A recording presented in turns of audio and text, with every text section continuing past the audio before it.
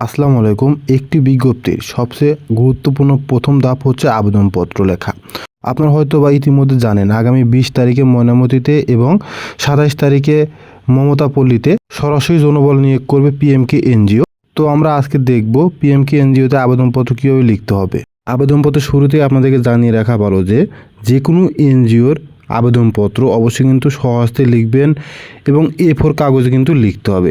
তো সর্বপ্রথমে আপনারা বাম সাইডে তারিখ দেবেন, দেন তারপরে আপনার যার বরাবর আবেদনপত্রটি পাঠাবেন প্রধান নির্বাহী পল্লী মঙ্গল কর্মসূচি পিএমকে বিষয় ক্রেডিট অফিসার পদে নিয়োগের জন্য আবেদন।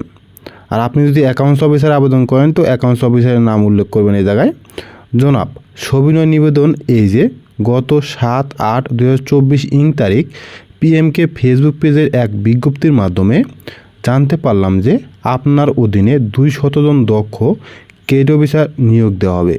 উক্ত পদের জন্য আমি একজন আগ্রহী প্রার্থী। নিম্নে আপনার সদয় আমার শিক্ষা যোগ্যতা সহ প্রয়োজনীয় তথ্য পেশ করলাম। আর আপনি যদি অ্যাকাউন্টস অফিসারে আবেদন করেন তো অ্যাকাউন্টস অফিসারের নাম উল্লেখ করবেন এবং 200 জন এর জায়গায় 30 জন উল্লেখ করবেন, তাহলে কিন্তু হয়ে যাবে।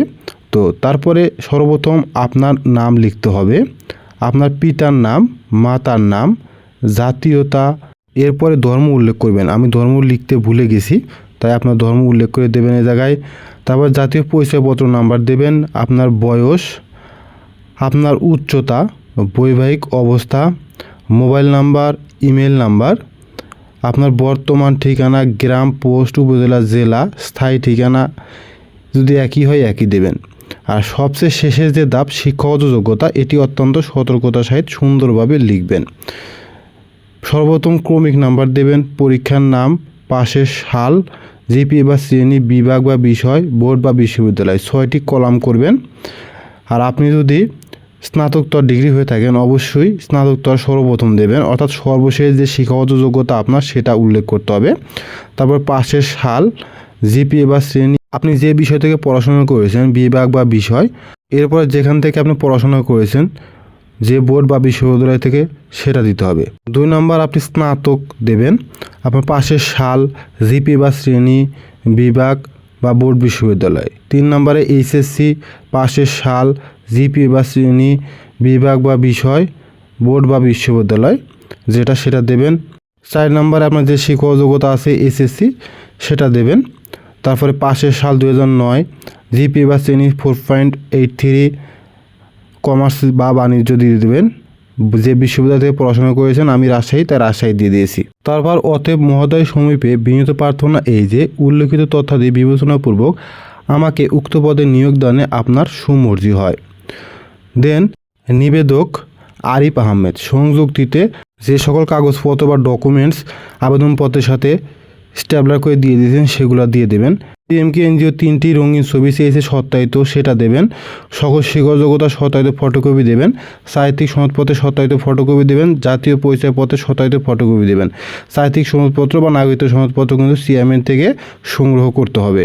তো আপনারা যারা ক্রেডিট অফিসার নিয়োগ পরীক্ষার জন্য সরাসরি যাবেন তারা কিন্তু শুধুমাত্র এই আবেদনপত্র লিখে নিয়ে গেলেই চলবে, সাথে কাগজপত্রগুলো লাগবে যেগুলো আমি বললাম সংযুক্তিতে সেগুলো লাগবে।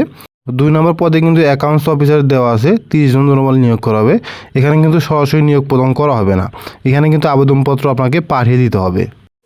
আবেদনপত্রের খামের মাঝখানে আপনার পদের নাম উল্লেখ করবেন অ্যাকাউন্টস অফিসার, দেন নিচে ফোন নাম্বার উল্লেখ করে দেবেন।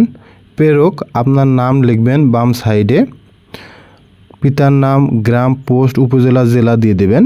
তারপরে প্রাপক প্রধান নির্বাহী পল্লী মঙ্গল কর্মসূচি পিএমকে, জিরাবো, আশুলিয়া, ঢাকা, এই স্থানে কিন্তু পাঠিয়ে দিতে হবে আগামী 20 আগস্টের আগে।